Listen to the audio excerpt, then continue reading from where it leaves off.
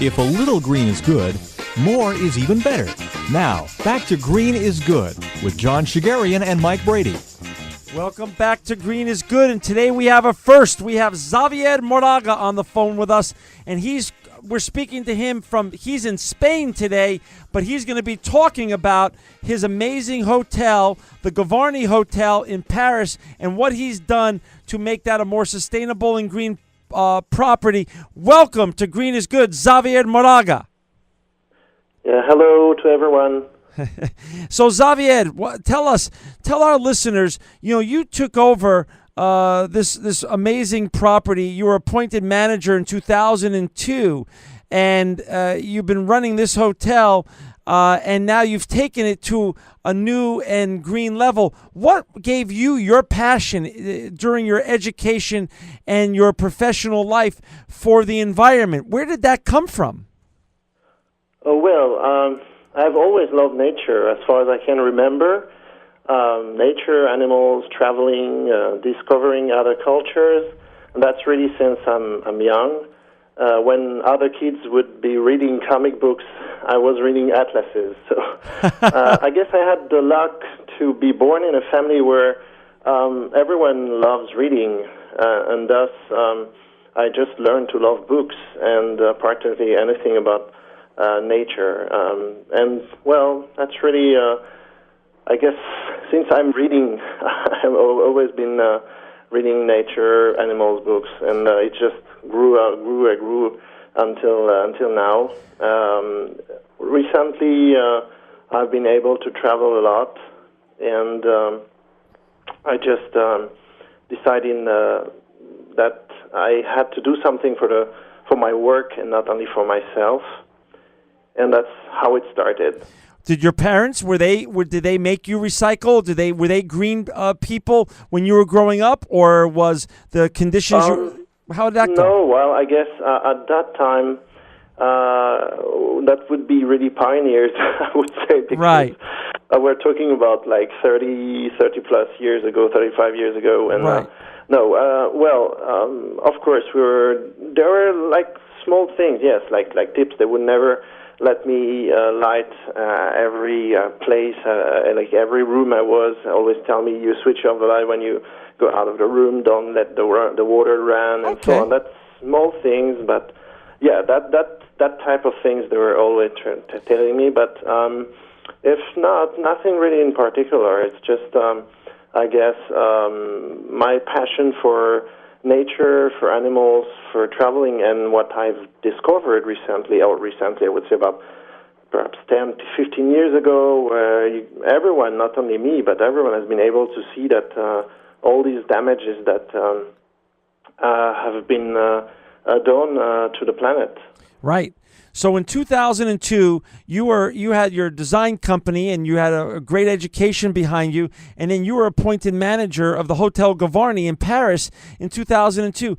What made you start taking a beautiful legacy property? And Mike has the property up in front of him online right now for all of our listeners who want to see Xavier's beautiful hotel. You could go to www.gavarni.com. What made you take it into the new future, take a beautiful legacy property and take it into the future by getting it certified to go green? Well, again, it's my passion for traveling. In 2006, I had the chance to travel for 2 months along the Silk Road in Central Asia and China and Tibet. Wow. And I have to say, it's something to hear something on radio, for example, or watch it on TV. When you see an oil spill, when you see any damage done to the planet, and it's completely something different to watch it with your eyes in front of you, as in just in front of you. And during this trip, particularly, I've been shocked to see all the damages. If I have to give only a few examples, in Central Asia, there is sea, the Aral Sea, that used to be one of the largest sea in the planet, and that is actually quickly disappearing, and it's just like perhaps 10% of it is remaining. That's because they're using all the water for the cotton industry. I've seen that in even the most remote places I visited in Himalaya, for example. The bad sides of I would say technology, new world, Western world, or civilization have changed completely the culture of the people living there, and it's sad when you see that Tibetans are totally forgetting their culture and their history and turning to something like they could be French or they could be American, and nobody will see the difference. They just flow to the big cities and try to get a TV, a computer, and so on. I don't have anything against TV and computers, but if they forget everything about their past and their culture, then I think the planet and us, we are losing something. And all of these different things that I've seen and that I've experienced have really shocked me at the point that when I came back to work, I said, well, look, you're doing a lot at work, at home, but you're going to have to do something at work too, because you have the possibilities of doing it. So I just decided one day, I would say, when I woke up, I said, well, let's try to do something. So it just started, in a few words, we just started with a kind of like a chart, with all the products, all the procedures that make a hotel. Look carefully at what we could change to help protect the environment. So it's simple things like change the bulbs for CFL or LED. That's also installing flow-reducing valves in all the faucets and the showers. That's putting motion sensors, eco-friendly detergents, organic food, waste sorting. I mean, it's really a lot of things. It's just starting like that, actually, little by little.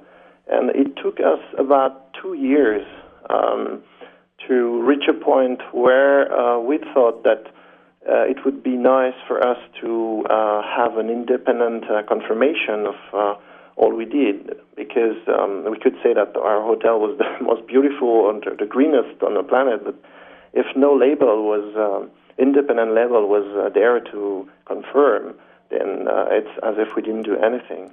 Right. And how many hotels in Paris are certified green? And then why did you choose the European Ecolabel? As of today, there are 7 hotels that are certified green in Paris. Well, I must say not certified green because there are different green labels, but certified with the European Ecolabel. There are 7.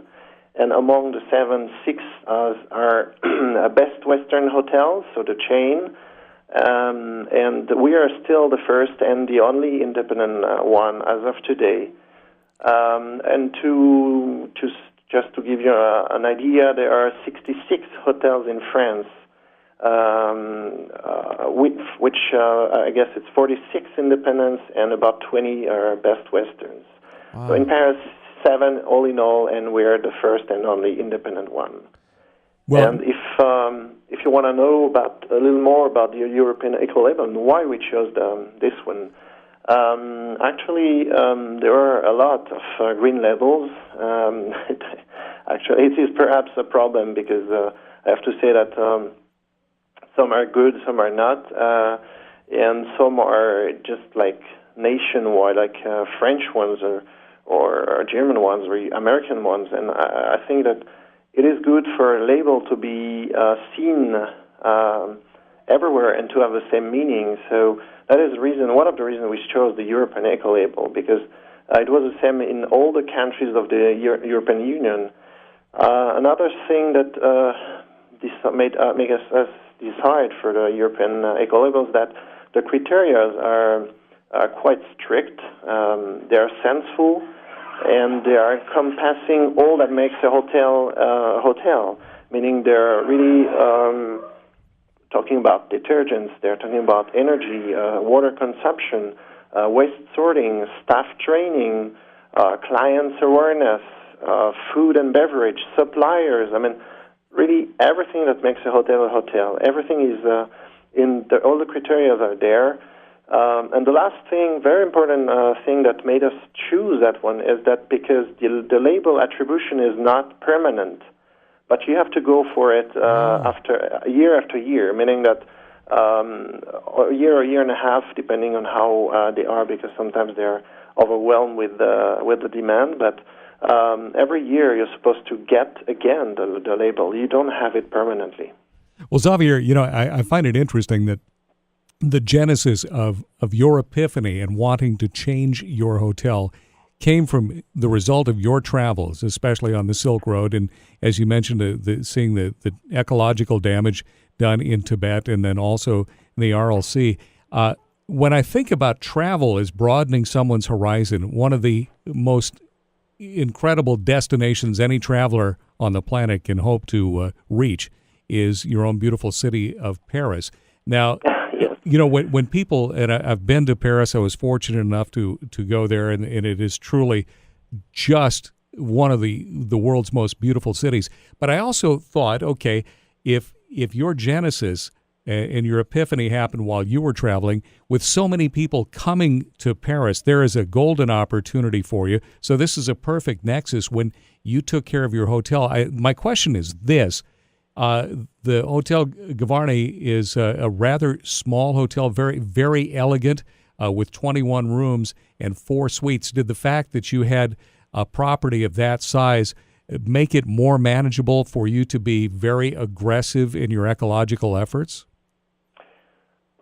Yes, I guess if you have a hotel of, say, 300 rooms, it's quite different than if you have 25. But I also have to say that for me, it's really a commitment. It's something I have in mind, and actually the whole team. I'm not the only one who is going for it.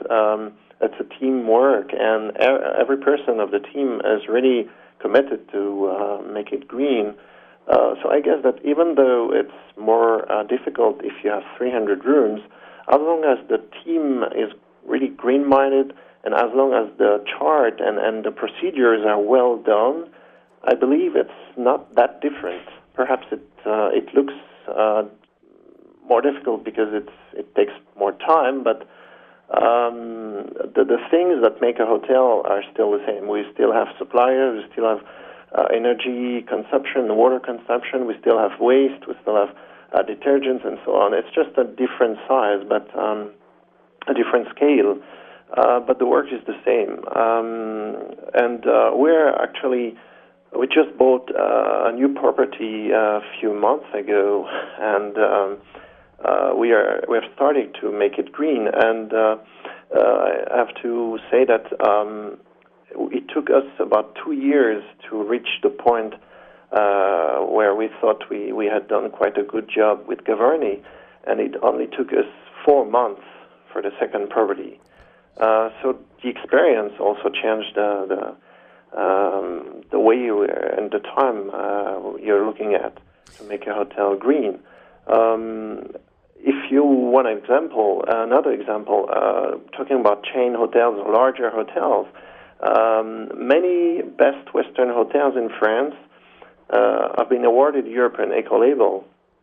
That's because in the chain, there is a team that has been brought up to help every manager of every hotel that wishes to make it green get the European Ecolabel. So that's something a larger hotel, whether it's chain or not, could do. That's also something that we cannot do, because if you have 25 rooms, you can easily understand that you have perhaps 10 or 12 people working there. But while if you have 300 rooms, you perhaps have 50 people working. So it's easier to give 1 or 2 persons a task to change a lot of things, while in a smaller hotel, everyone has its own task, and that's already a big task. So I don't think we have to talk about easy or not. It's just a matter of time and procedure. But perhaps, because as I said a while ago, only 7 hotels in Paris have been awarded European Ecolabel, perhaps the task seems too big for many hotels because it is a commitment. The European Ecolabel cannot be done for. I mean, it cannot be given to people who are just in the green fashion. It's Right. really a commitment. You have to be really committed to that. Xavier, if for our listeners that are just joining us now, we're on the line in Spain with Xavier Moraga, and he's talking about his great passion for green and what he's been doing in Paris with his two properties, the Hotel Gavarni and the Trocadero. The Hotel Gavarni, if you'd like to see it and one day travel there, it's a beautiful property in Paris. You can look it up at www.gavarni.com. So for our listeners that one day want to come to your property, what can give 2 or 3 things that truly set it apart in terms of sustainability, things that they can expect to find in your hotel that they wouldn't find in typical hotels that made you get the European Ecolabel? As I said, the European Ecolabel really encompasses everything. Right. So it's difficult to pick up a few things. I have to say something that perhaps would seem weird, but a lot of the things we've been doing and we're still doing and we plan to do are something that are quite only common sense. Okay. For example, when we talk about water consumption, you can imagine a lot of things like flow-reducing valves, but you can also just imagine how you can make the clients aware about their consumption, how you can teach the staff to watch out for the leaks. Sometimes a toilet that leaks, it looks really like small drops or faucets, but at the end of the day, it can be 100 or 150 liters of water that has been lost. And if you multiply that by the number of rooms and the number of days in a year, that's really a big number. And it's a lot of different small things that make a difference. So it's not only like if you talk about energy, you don't only consider solar panels. Right. That's something that seems obvious, but it's also a lot of different things in a smaller scale. I would say like motion sensors. Like instead of having switch, you just have motion sensors that would detect someone passing and which switch on and switch off the light after 30 seconds. You have the bulbs that are all CFL LED, but not only changing the bulbs. For me, being green is not changing the bulbs. For me, being green is rethinking how you light up the room. You don't need at many occasions you do not need so much light in a room. That's also something I want to say. It's like when you when you have a car and you want to be green, you don't. The question is not that you're going to take a greener car. The real question is, do you need a car, or at least do you need a car every day? Perhaps you can rent one. Perhaps you can share one. That's the real question for me. And at many occasions, the answers are not important and expensive works and investments, but rather small things that would be everyday work, like when you have what do you have at home actually. If I have to give again small examples, if we're talking about water, the small things that we added in every faucet, the flow reducing valves in every shower, that cost about say $3 per valve, Right. And it's saving 50% of water. Wow. That's nothing, absolutely nothing. $3. Right. There are a lot of things like that. If I have to give tips, I would say just rethink how your home works, and you will see quickly that there are a lot of things that seems normal, but that are not. If you want another example, now computers are everywhere in rooms and homes. Many computers, many TVs are not switched off properly, but just put it in standby mode. But standby mode is very energy eaters, very big energy eaters, and that should never be done. It should be always switched off completely, and that's a big save. Believe me, we're not talking about a few dollars, but we're talking about thousands of $1,000 if you think of the consumption of a company or a larger city. Xavier, your travel has been gives you tremendous insight and visibility into the state of affairs of the sustainability movement, not only in France but around the world. Can you just share for a minute or so with our listeners what is France's state of environmental affairs versus Spain and the other countries you visited to and spend a lot of time in? What I can say about France is that, as in, I guess, most of the world, if not all the world, we've all heard about climate changes. We've all heard about damages done to the planet. Who in the planet actually has never heard or read anything about it? It's difficult. Sometimes even myself, I feel that it looks like a greenwashing. I have to say that as green as I can be, sometimes I'm bored to hear or see always things that talking about climate changes. Why? Not because they are talking about climate changes, but the way they are talking about it.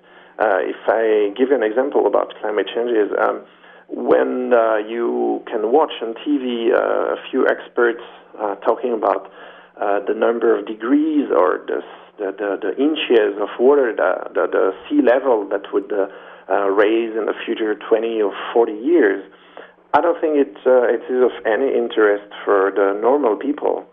Well, if you tell them that at home, if they do this or that, small things like I was talking about water or energy, that's something that really it's like a hit. Really, you get stuck and you say, "Wow, that's a lot of money." Because when you're talking about saving energy, saving water, you are talking about your bill. And I have to say that if you read the number, the figures, and you say, "Well, that's $500 at the end of the year," well, it's not that I'm really green, but I have to do it because it works. Right. And most of the time, ecology and economy are really completely the same. So in France, I have to say, people are really green because they are greenwashed. So they are green. Now we have to go further one step and talk about everyday things and not only about big concepts or larger things like, wow, how many degrees, how many inches, and so on. And I'm happy because I see with my two girls, they are 9 and 11, right, that the younger generation is much more green-minded, but very practically. I mean, really in everyday life. And they are the first to tell me, "Papa, you didn't switch off the light," or "Papa, you're letting the water run while you're brushing your teeth. You shouldn't do that. Like, that's a lot of water." These small things, So if I have to compare, I can say that Northern European countries are very much green because they are green from their younger age, and that's part of them. It's really part of them. It's every day for them. And France is rather a southern country for the Europe, and it's more like you have to teach the people. Gotcha. That makes a big difference. If you want my opinion on other countries, I have to say that I've traveled to Africa recently and to Southern America also.